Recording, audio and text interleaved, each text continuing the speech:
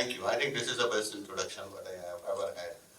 And UPDA is always in my closest to my heart because this is the platform which has really launched me where I am.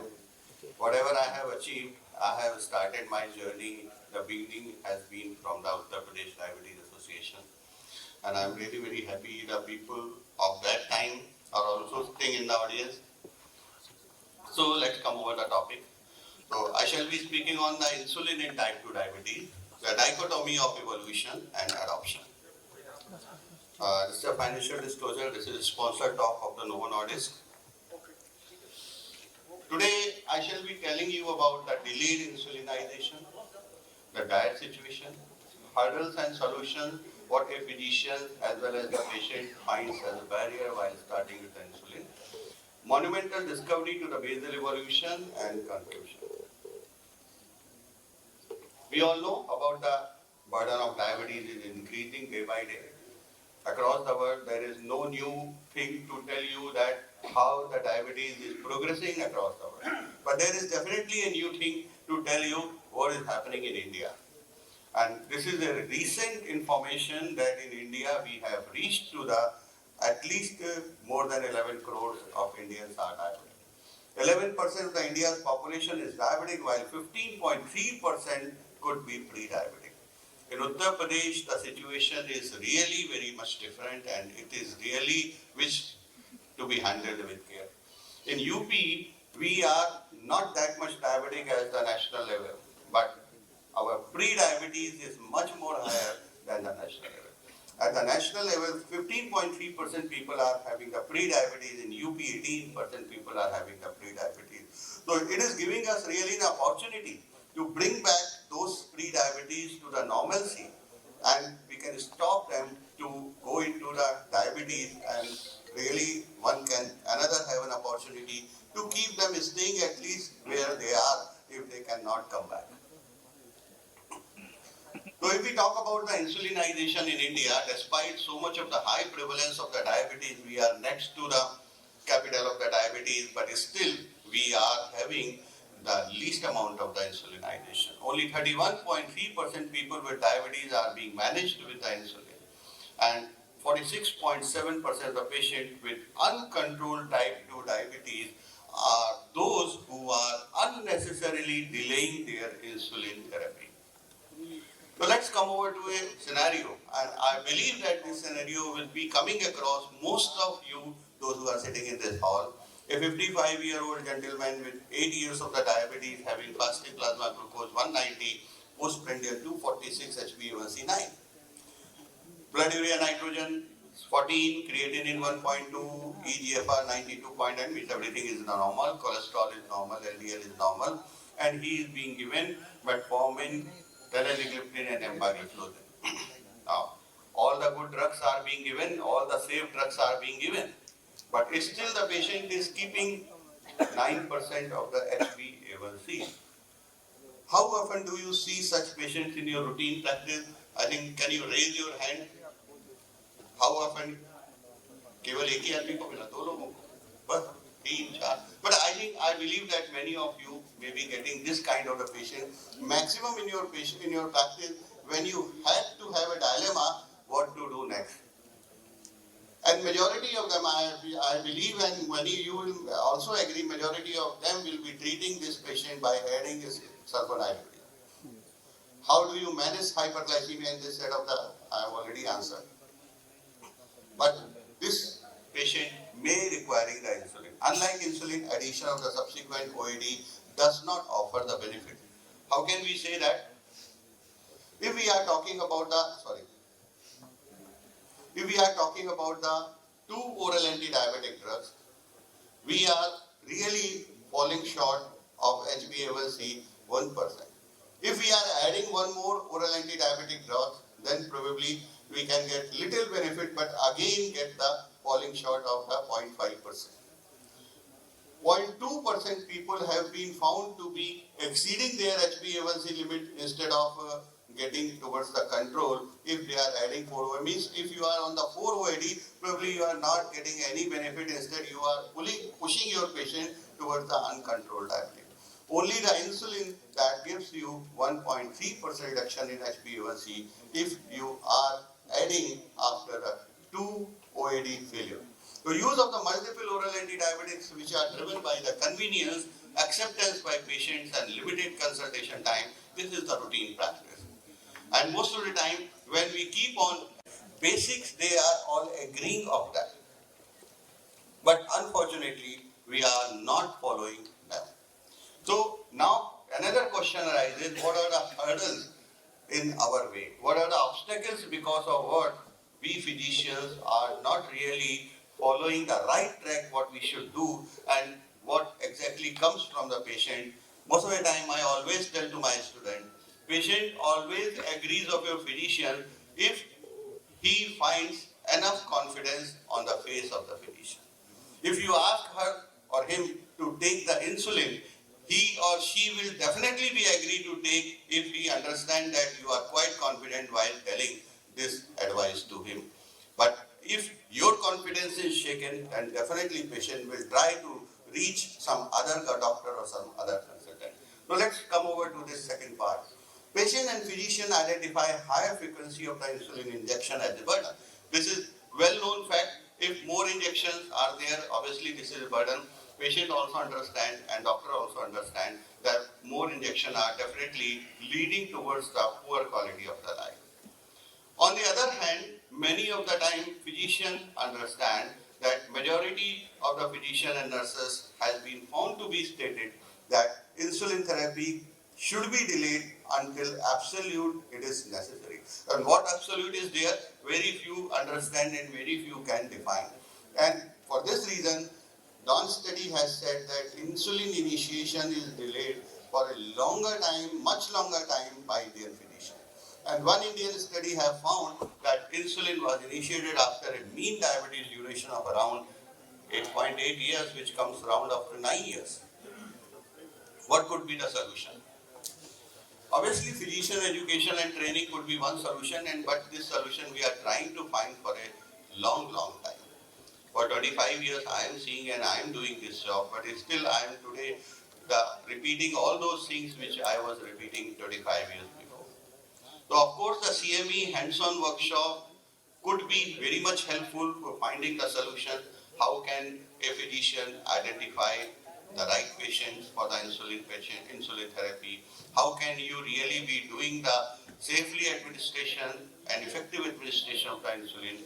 And how can we really empower our healthcare providers to teach the right technique to the patient? And in fact, what the thing is to be done, that is the empowerment of the patient himself. Patient should be given this liberty and this knowledge. How can he change or increase or decrease his insulin requirement? But at the end of the patient barrier, there is a psychological insulin resistance. And this psychological insulin resistance is not only at the patient end, it is also at the physician end. Psychological insulin resistance can be defined as psychological opposition towards the insulin use. Simply without any reason, when the patient comes, he says that no, I will not take the insulin, except the insulin you can give anything to me. Even many of the patients may become agree with the GLP-1 RA, but they are not ready to take the insulin. So they are having some sort of mindset that insulin is bad for their health and insulin is taking faster towards the end of the life. So it is important to tell you what is the importance of the insulin therapy. It is to tell them if you are not going to have your self-care by yourself, then probably you may fail to control your diabetes, and skills are to be developed for their self-care for the efficacy of the insulin. Of course, we should also try to alleviate the fear of injection and inaccurate information which is ending up to the patients. So psychological insulin resistance is common. Approximately 30% or more of the insulin-naive type 2 diabetes patient report this psychological insulin resistance. What is at the end of the patient? Injection-related anxiety. Nobody wants to inject. Nobody wants to have the injection. Patient may be having a guilt conscious that is because of his poor performance of the lifestyle modification this day could come, or they probably did not follow the things what has been advised, medication and other things. So he always tried, give me a chance, next time I will be coming with better results. So low self-efficacy, failure at the personal level, positive gain is not expected most of the time, and concern about the adverse effect, that is the biggest one, is the hypoglycemia. And some cost concern may be, but I presently think that insulin therapy is much economical than many of the oral medications which are being provided after the failure of the OAD, despite having the failure. The impact of the psychological insulin resistance is one of the major etiologies which is explaining both the reluctance of the patient to initiate and to intensify treatment.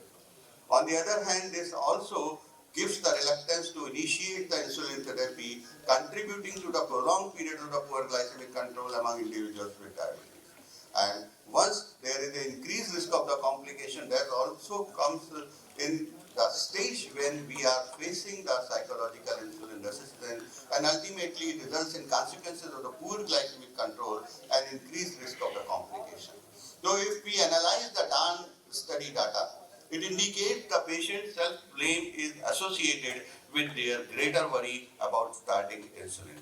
So self-blame game is again, so this kind of the situation has to be tackled psychologically by giving them the best advice and making their confidence better as compared to simply prescribing the insulin. The assessment of the patient barrier is important whenever you need to alleviate the psychological insulin barrier. It is important you need to identify the patient barrier. You need to have the perception of inadequacy. Oral anti-diabetics, you need to make them understand it is not going to be effective.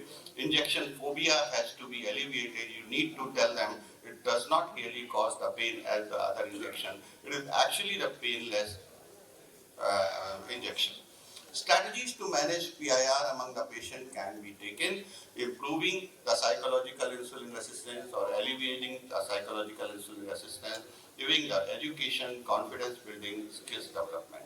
Lipohypertrophy is a common problem which is coming up because of the repeated injection, and many times it also reduces the insulin continuation in the patient, those who are really needing that. And solution is of lipohypertrophy is that you need to keep on changing the site of injection every day, and multiple sites of the injection can be explained in that manner.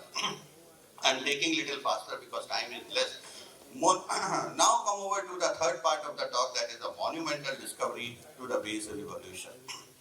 We all know diabetes, in the history of the diabetes, the discovery of insulin is the most important landmark. It has really changed the lives of the millions and millions of the diabetes patients when it has been discovered, and it has really given the good quality of life. The fantastic four of the insulin discovery are well known to all of us: Benting, Best, Collet and MacLeod. Quest for the ideal insulin is still continuing. Lot of invention has occurred, started from the regular insulin which has been invented in the 1921, and still we are not found the ultimate or absolute insulin, although we have reached to the level of the Degludec. So methods to prolong the insulin actions were being tried. The first try was the NPH, then it has been in form of the glargine, and finally we are working with the Detemir and Degludec, in which various methods of the insulin action prolongation are being tried, and they are getting success also. And Degludec has been found to be working till the 48 hours of the day. So NPH, which has been invented in 1946, it became available as the first intermediate acting insulin with a slower onset and longer duration of the action. Originally, it was animal source. Today, NPH insulin is made with human regular insulin. But what are the challenges which were there, and now also with the NPH insulin, it has insufficient basal insulin coverage that does not cover the 24 hours. It needs for the multiple times injections in a day. Need for the resuspension is a thing which is to be explained to the patient, and patients to be asked before using this, we should do this. Significant day today variability is working with the NPH. It's not really providing the least variability what we could see with the glargine and later on with the digludec. All the inventions which has come one after the other, they were based on the providing least variability in the glycemic control. We could see here that insulin glargine U100, which has been based on the lesser variability offered over the NPH. Later on, Detamine came. It has also tried to offer the similar level of the variability, but with the two doses in the day, it could be found to be having a better status of the less variability as compared to the existing molecules that was the glargine. So lower day-to-day glucose variability with first generation basal insulin analogs has been compared always with the NPH, and they have been developed when they have been developed always on the foundation of the NPH. Whatever is NPH is providing, how much more and how better we can perform than the NPH. So what remained the NPH needs with the first generation analog? It was not really once daily, having the higher variability, fixed time dosing. It was not really peakless, what has been in the further coming insulin in the form of the glargine and that will. Higher nocturnal hypoglycemia was seen with the NPH. Insulin glargine U300 has been invented later, which was comprised the same active glargine molecule as glargine U100, but forms a major compact subcutaneous depot with a reduced surface area than glargine U100. A more prolonged and flatter pharmacokinetic and pharmacodynamic profile could be achieved with the glargine U300 as compared to the glargine U100. Insulin digludec has been another invention which, as our lady said, it was found to be effective till the longest of now at 48 hours and with least variability what we could be seen that comparable with the glargine. Dr. Anuj, Yes, be quick. consistently proven hypoglycemia benefit across begin, switch and devote trial. There are the multiple evidences where we can see that this variability has been found to be almost similar in some of the trials with the glargine when the digludec has been compared, or most of the time it has also been found to be lesser variability when the digludec has been compared with glargine. Or lower day-to-day variability could be achieved as compared to the glargine U300 also when the digludec has been compared with that. It allows the flexibility in the timing of the insulin, that is the additional advantage with the digludec because it comes with the better flexibility. Any time in a day you can do. Now coming to the conclusion and summarizing the talk, it is time to bridge the insulin inertia. This is really the time to start the effective insulin earliest.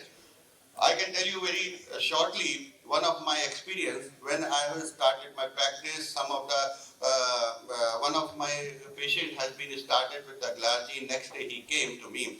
Doctor, my local physician says that you have started the next generation insulin now. You should have started with me with the human mixture, and then if it would not have been working, then you should have gone to the glargine. Here I tell you, we are in the interest of the patient. We need to stop the hypoglycemia. So hypoglycemia free options should be used first. Once they are not working, then we should come with the options which are more prone to the hypoglycemia and we should avoid them. Poorly controlled diabetes leads to the increased risk of the developing micro and microvascular complications. Everybody understands it. Despite the advancement with the newer analogs insulin with better efficacy, safety, convenience and adoption is still low. Frequent insulin injections are burdensome most of the time, so still we can choose the insulin like once a day insulin. Digludec can be one of the options which are providing good coverage in least number of the injection. People with diabetes and physicians prefer fewer injections to reach the glycemic goal, and that can be provided with that digludec. So future is bright, and thank you very much for patience. Thank you, Dr. Anuj sir, for this enlightening talk. Like always, and like you rightly said, we'll have to decrease both the inertia, the patient inertia also, and the physician's inertia also. Thank you very much, sir.